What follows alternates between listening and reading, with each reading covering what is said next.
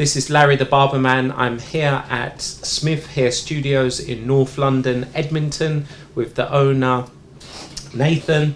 I'm also here with Antilla on the left, here with Evs next to Antilla, Nathan again, Nathaniel, and Kat.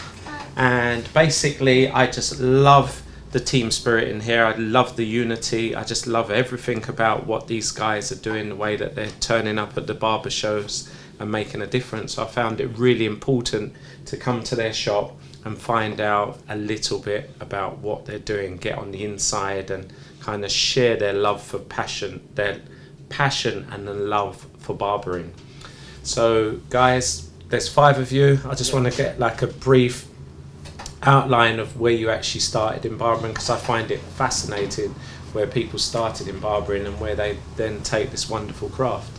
So I'm just going to start on the left with Attila. So yeah, it all started off where at my house I had a pair of clippers. I did like barbering when I used to go barbers. I used to like sharp haircuts because I used to always want my hair cut sharp. So I actually tried to cut my hair a few times, and after a while I got good.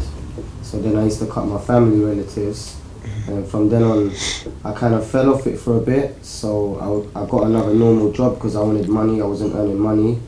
So at a time I thought, let me get back into barbering. So I built up my own mobile barbering business where I used to drive from house to house, and I used to book people in and go and cut their hair. But after a while it got a bit distressing where I would stay at one house too long because I was in the comfort of their own house. So I thought I would go and work in a shop. So from there I went from shop to shop, like Afro-Caribbean shop, gentlemen's barbers, and then normal shops. So I kind of learned all these different styles. And then from then on, I didn't like where I was at because I wasn't earning enough money. So I thought I'll look around. I found Smith Hair Studio. It was on Instagram because I was on there as well. So got in contact with them, and then that was it. I was here from them. So basically you learned to work smarter rather than harder. Yeah. Smart. And yourself, Evs?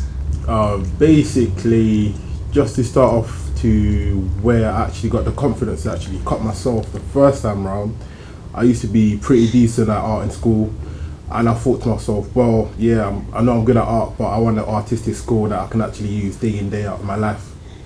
And I thought it would be brilliant if I can cut my own hair. Any guy would wish that. So I thought, all right, let me give it a go. Gave it a go, came out all right.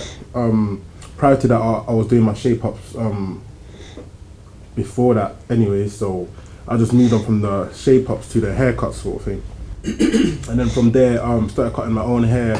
My friends started noticing. My friends would be like, he gave you a haircut? That thing's looking alright. And I would be like, what, this haircut? Yeah, I did it myself. And they'll be like, oh, wow. Like, you're actually improving. You used to give shape-ups, now you're giving yourself your own haircut. So instantly they were like, yeah, you better start cutting my own hair. I didn't really have a choice. Cutting their hair now, and then eventually loads of people started coming to my house, and my mum was like, listen mate, too much people in the house, try to find a shop or something. And luckily I remembered I went to Nathan's house to get a haircut when I was younger, and I thought, yeah, he doesn't work in his house anymore, I'm pretty sure he works in a shop now, so let me get in contact with him, see if there's any space in his shop. So that's what I did, and he was like, yeah, if you're ready to start tomorrow. I was like, alright, cool.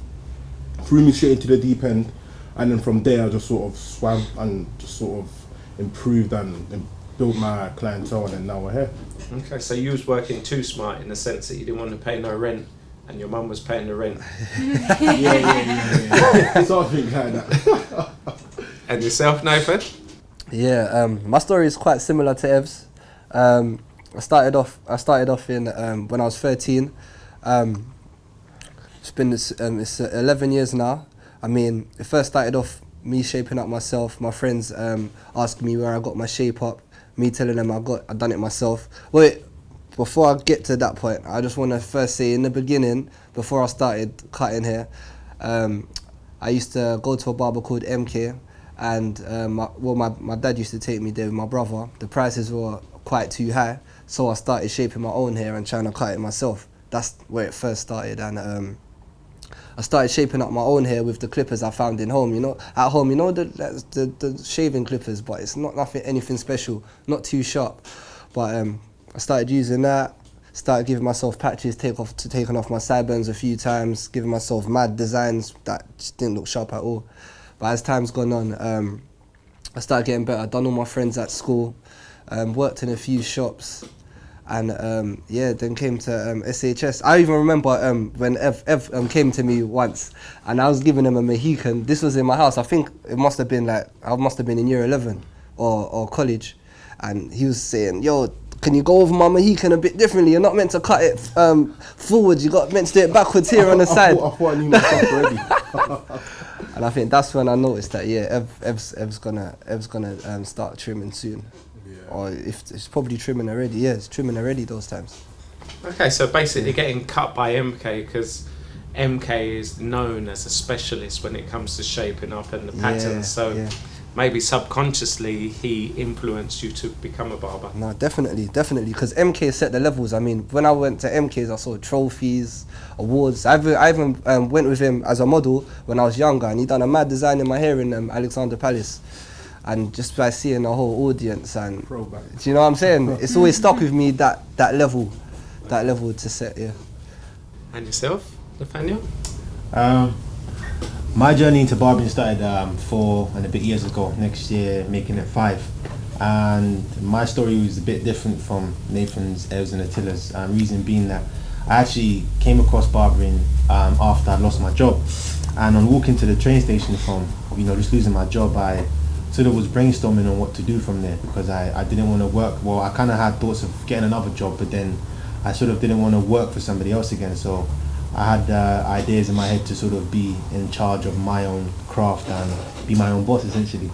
And so prior to that, I had clippers at home that I was using because I couldn't afford regular haircuts. So I was using them to just give myself touch-ups here and there. So after that, I'm walking to the train station, I sort of remembered that I had clippers at home, and I sort of was into trimming already, sort of partially. So I then said I was going to become a barber.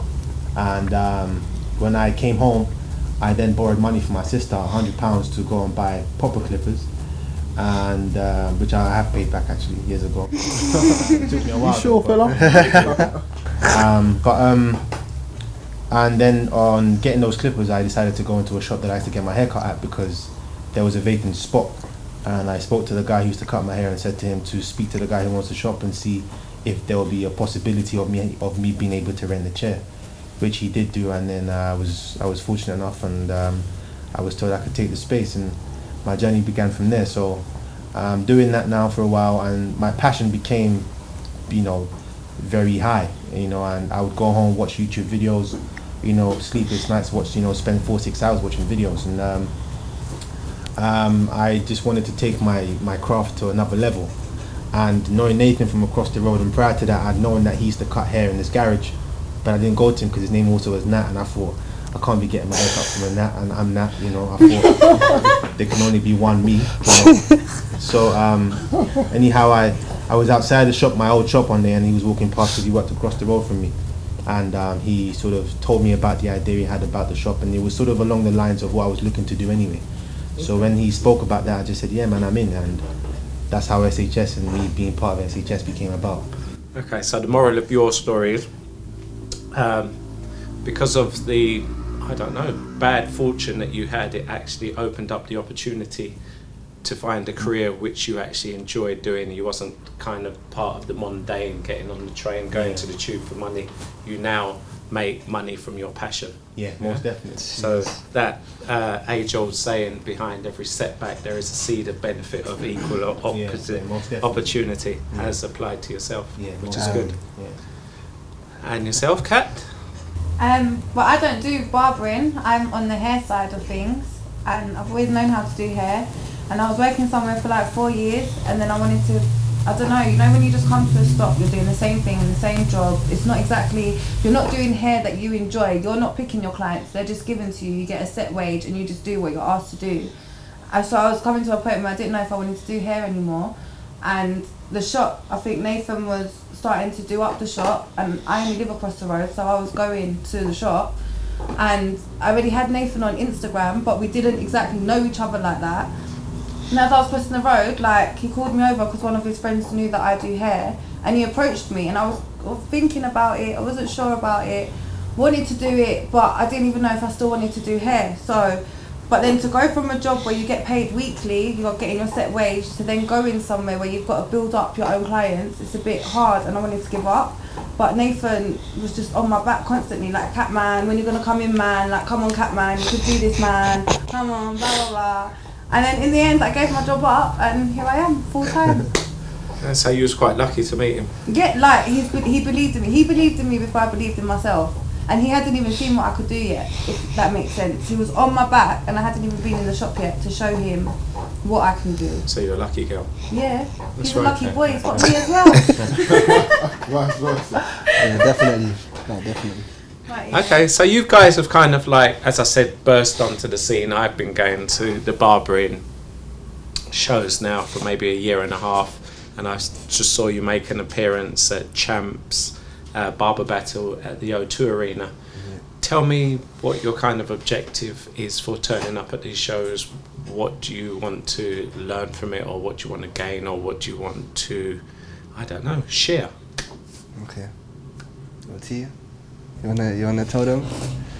Well, at first, I thought we'd go to a show and see how it is, because obviously we all had passion for barbering, so we check it out. So as we started to go to the shows... Wait, by the way, the first show was all Tiller's idea. The first show we ever went to was Barber Connect. he was on our backs. So You need to go to Barber well, Connect. in Barber Connect, That's where it's at. Which year?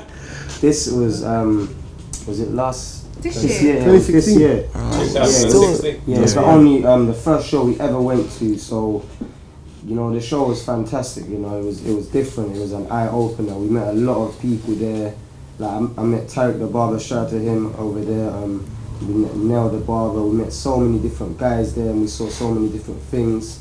So we knew, like, it was an eye opener. We knew that we had to start going to more shows and start learning more. And so from the shows, we learned a lot, like different hairstyles, Yeah. new products that are coming out, new stuff that you can bring into the shop to make money, Yeah.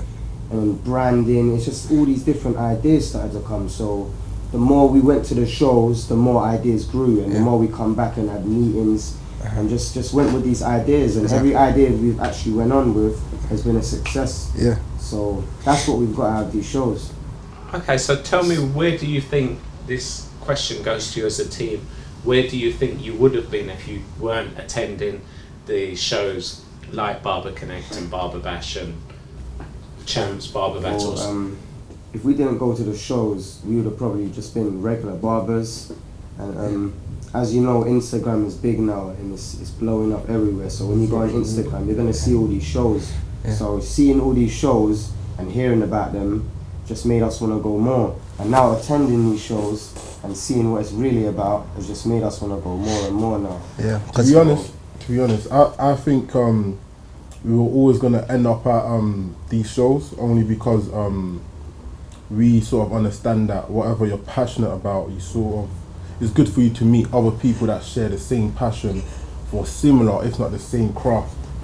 And that in itself is sort of the fundamental of us even making our way to these shows, because we all share the same passion for the same craft. And it's just a case where there's more than one benefit. Yeah. And Definitely. the benefits just sort of spiraled over. So we're out there enjoying ourselves, bonding together more as a team, meeting other guys that love barbering just like us. They're telling us about things that they're doing that we haven't thought about. We're telling them about stuff that we are doing that they haven't thought about. Yeah. And it's just like a spiral effect of pros and benefits. Yeah. I mean, like, it's like a complete win-win-win situation. I mean, the first win is that you're going somewhere, you're connecting with a lot of people like yourself, passionate about the business, learn about new equipment, new hairstyles. You can talk to people who own like multiple shops, find out their system, find out different booking systems, and that's the first win. The second win is going somewhere as a team, everyone bonding. It's good for the team morale, you know. It's good for just like making yourself seen in the industry. And you know, at the same, and the other win is for the customers. When the customers see their barber and a shop from their area, do you know what I'm saying, going out to different shows, different events, you're kind of portrayed as superstars. There's customers that are coming here, they're saying, where are you guys going this week? Where are you guys going next month? You lot are some superstars. You're not barber, you're professionals. Do you know what I mean? So it's a win-win-win situation, definitely going to the shows. I would highly recommend it for...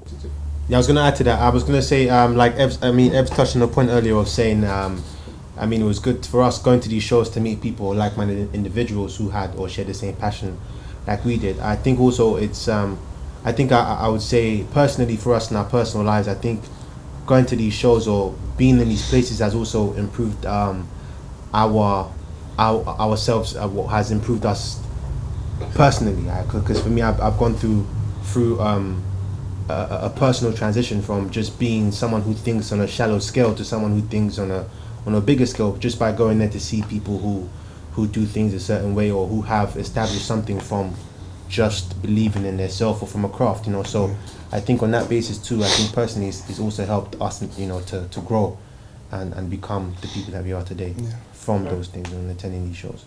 So you're the only lady here today, Kat.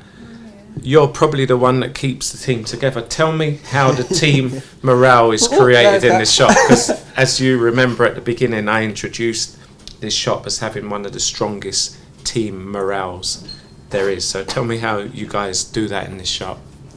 Like, we all, I don't know, we're all really different. Like, it's weird because we're all different people, but we all get on like family. Like, I'll argue with any of them, like my brother, but at the same time, we love each other to bits. It don't interfere with work. It don't get in the way of work. It's just, we're all different, but we work together. Like, we click. Like, I couldn't imagine not being here now. Now I'm here, and I can't imagine in future not being with my team. Like, this is my team now. Like, I just see us going bigger places. Like, it's only been a year, like just over a year the shop's been open, and look how far we've come. Like, I didn't expect to go on group stuff, to go to like Barber Connect or anything. Barbering don't interest me. I'm a hairdresser, but through being here, it's like, and barbering interests them, it interests me, like seeing shape ups and stuff and skin fades, and maybe one day I'll be a female barber. You never know. Do you think your hairdressing's rubbing off maybe on someone like Attila? Can you imagine him busting out cane rows? Not cane rolls like that, but like, I think maybe it's giving them more a thing to do European hair if they're interested in it, because when I do Afro and European hair, it's like I'll cane roll, but then I'll have to do European hair where I style and blow dry. So I don't know. Like, it's not just a skin fade you're giving someone. You've got some people want a style, they want a blow dry done, they want a quiff, or they want back comb and whatever. But the boys know how to do it. Okay, so tell me about some of the styles that you specialise in.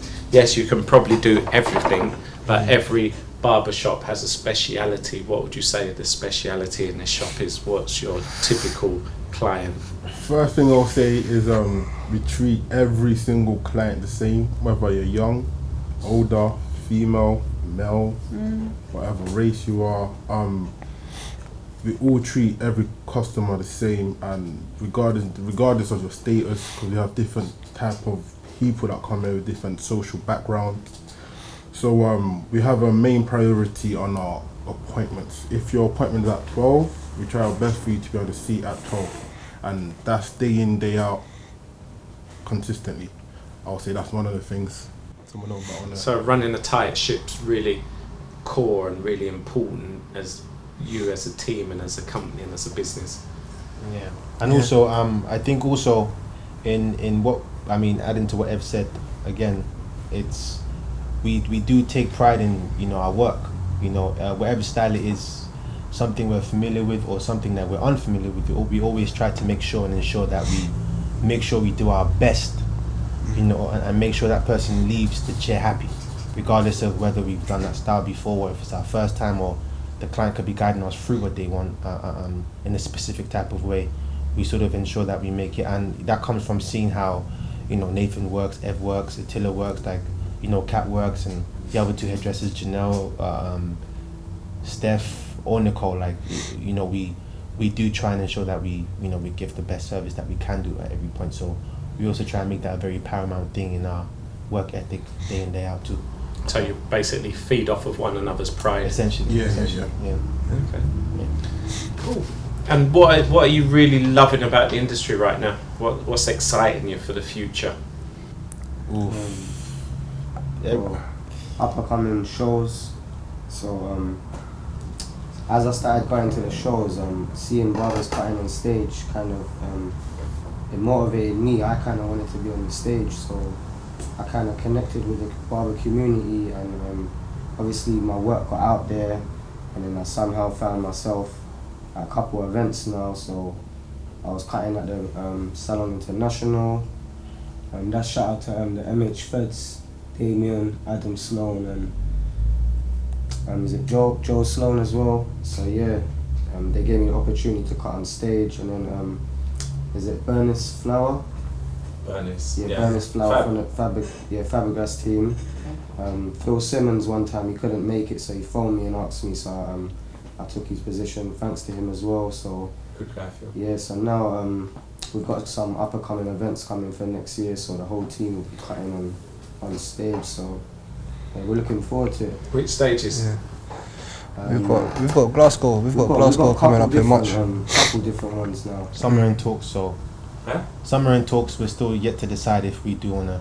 Some are still in talks, so. But it's Yeah. not just the shows though. Like in future, I just don't just want to go to shows for our Yeah, future. yeah. No, we're using that in future. We're going to be performing at the shows, and people will be coming to see us at the shows. Not for us to be attending the shows like that. More for us to be guests, as showing our skills to other people. Yeah. Not just go to shows for the next few years. Like in the few years, we've got our own SHS stand in Wales, in Glasgow, wherever it is. Even whether it's to do with hair, barbering, we've got it. Yeah. Another thing that's exciting, I'll say, is I'll say two things. First of all, is the reception that I see a lot of barbers get on social media nowadays. I never thought social media could sort of generate so much reception for barbers.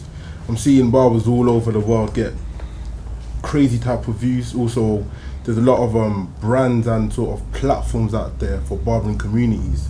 So the more they grow, the more we all grow, to be fair.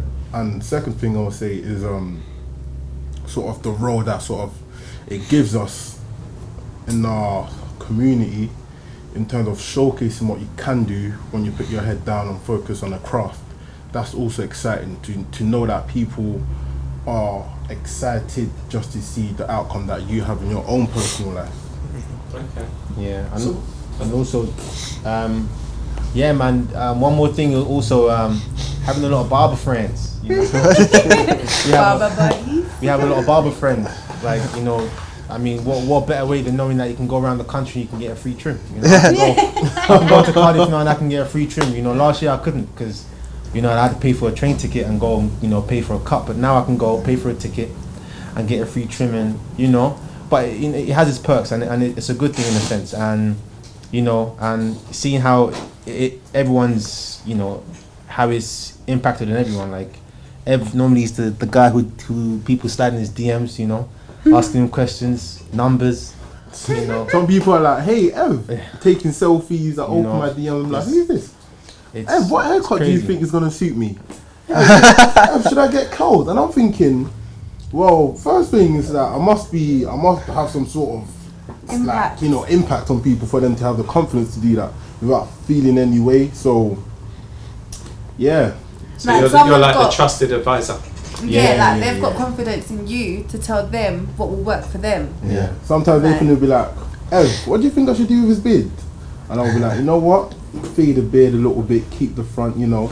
And we just sort of bounce back each other's advice and whatever. So That's the artist coming out on you. Yeah. Hashtag As well, like hashtag barber life. for the young kids that come in the shop and get their haircuts, if they're going the wrong way, because obviously at this age now, I don't like to say my age, but I'm 29, and I've been through a lot, and I did go the wrong path.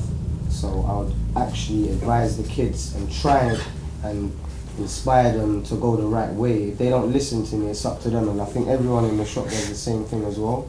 So we'll not only give them the haircut, we'll give them a good The service, service. Yeah. we'll make them laugh, Yeah. We'll educate them as well, Yeah. and we'll try and give them as much information as we can to not go the wrong way. Yeah. And try and go in the right path. So it's all about positivity in the shop as well. You know, the energy is all positive, and if there's any negative energy, we'll try and eliminate the energy. Like Attila says, changing lives one cut at a time.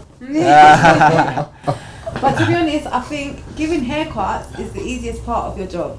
I think it's harder dealing with different type of people on a daily basis. You've got to know whether to talk to that person, whether they even want to talk, whether they're emotional and want to pour their heart out, whether they're going through like proper stress. So it's like, you can give someone a haircut, no problem. But how you deal with that person, all different types of people, whether you're black, white, young, old, whatever you're going through, that's what's hard. Like giving a haircut, you can give anyone a boom haircut. You have to make the service personal. Yeah, because you're connecting on a deeper level. It's just you two. You have to assess whether that person wants to be spoken to that day. You can be like, "You're right," but yeah, that person don't want talking to. They just want to go get their haircut and go away. Someone else will come and be like, "Yeah, blah blah blah." Guess what happened? What do you think about Donald Trump? Yeah. Then you know that person wants to banter. You can banter with them on that type of level. So you kind of got to know your client or what type of person you're dealing with, that you know what to offer them other than a good haircut. Is this a system that you have as a team, or you all personally implement that in your own special way? I feel like it's more like a system, because it's a thing where we all do it, so it becomes a system. It's like it's a natural system, should I say? Yeah, like See, I could banter with every we could client. come in. Sorry to break you, Kat. We could come in all stressed because everyone goes through their own problems in their life. So regardless of what we're going through in our life, we have to come in the shop and be the person that we are as every other day, and that positive person. So I can't bring my negative stuff inside the shop and start telling my client, you know what, yeah, I'm stressed out and my girl wants to leave me, or this or that, or no one wants to know that. You know? If anything, you want to listen to them and you want to take in their information and try and help them rather than telling them your problems. So all I mean by that is coming into the shop, no matter how you feel, and just acting happy. Energy. Yeah. Like they say, fake it till you make it. You know? So No, but I wouldn't whether say you're you're being upset or not, fake. just fake it. So you're like the fade doctor. They come in there for a trim No, and not then really. Not even the fair doctor. It's like if I got problems at home, I wouldn't bring it into the shop or to any customers or to anyone in the shop. Just leave it. Yeah, just leave it outside. Just leave it. Yeah. But like, you got to know, like, everyone's got their own clients. We're all in the shop at the same time. I could not have a client start talking to, say I'm talking to Nathan's client, and I try talking to his client, and he's a bit like, oh, he doesn't want speaking to. So then I've got to know, because that's Nathan's client, so I've got to know to shut my mouth and just stay away, or how to like, because we are in a shop and we do all work together, we don't just assess our own client. We've got to know, like, kind of assess everyone's client to see what conversation to be in the shop. Like, there's a lot of us sometimes. There's all of us. As Nathan calls it, you have to have the right people skills. Yeah, definitely do. Yeah, which is a bit hard sometimes. Was that? So in closing, what would you say as a team is the secret to your success of having such a tight team within a barbering shop? Should we all do one word each? One word each. One word. Should we do one word each? One word each. One Make word. sure pick your word wisely. Yeah, pick your word wisely. Can it be one sentence, please? I'm the female. Let me off. Alright, you do a sentence and one word. A sentence and one word. It's important that we bond outside of just work. Otherwise, we won't be family if we just come to work and it's just a job. We're actually family, so we need to bond outside of the shop, just us. Yeah. I think.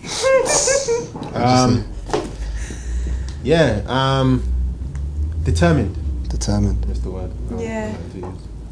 Yeah. Me? Positivity. I'm going to say one word, then I'm going to explain why I chose the word.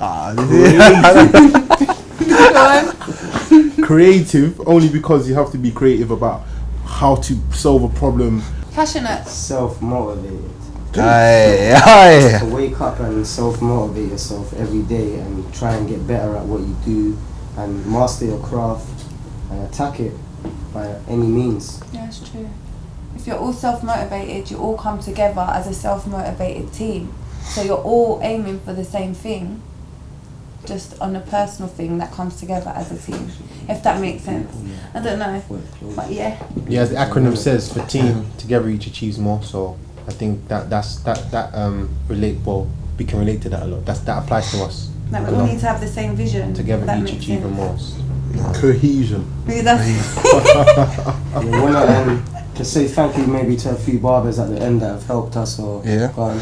I'll say names and I'll go through So names. as a shop, who would you say, which person as a shop and as a team has been your biggest influence in barbering to date, would you say? Could you? Influence. People all have different ones, you know. Biggest motivation. Yeah. Who's been your biggest influence as a team? no, I would say. That's hard. I would honestly As a say. team. As a team, alright. As I a don't team, know though. if I'm gonna talk for all of you, yeah, but this is what I think. As a As a team, I think it's MK because his creativity is different. When we all went to see him do that pattern on Nathaniel's head and he'd done that design, did we not all come to the shop the next day or that day trying to do mad patterns and try and he got a chalkboard and chalk and started doing like shapes and fading to how to like. So honestly, That's personally, I true, think MK because when we do come back from the show or whatever, we was talking about MK. We was trying to get that creativity, how he done that sharp line. Also because he's from our area. He's from the manor. He's from our area, so that was a good answer. That was a good pick. one. I didn't see it. No, I'm joking. That was good. Yeah, and our very funny enough, our very first show, we're all excited that we're getting Cardiff Barbershop Connect 2016. We pull up. I never knew about MK at this point. Now I definitely know about MK. Yeah, I didn't either. And then we pull up, and then Attila Nathan's like, "Ain't that MK next to us?" Just in the car park. So it's like a MK's society. Nathan, what are you doing there? And then from there, the rest has been history. Like seriously. Yeah. Never look back. Yeah. I honestly think MK. And then they told me about MK. They told me about how he started and his history. And then I went to see it on stage for myself, and I was like, yeah, he definitely deserves a lot of respect. Yeah. So MK is the biggest influence. So guys, like I said, thank you so much for inviting me down to your shop. Thank you for sharing your different personality, your skill sets, your thoughts, your vision on barbering. You're going big places, so this interview will be helpful to the barbering community when they start picking you off to do all the different shows that you're invariably going to be doing in and around the country in 2017 and beyond. Yeah. So I salute you. Thank you for interviewing us. Yeah, thank you, Larry the Barber, man. Yeah, really appreciate it. The barber community, too many names to mention. Jara Safari. Do what you do, and love what you do. Yeah. Master your craft. SHS to the world. SHS to the world, yeah.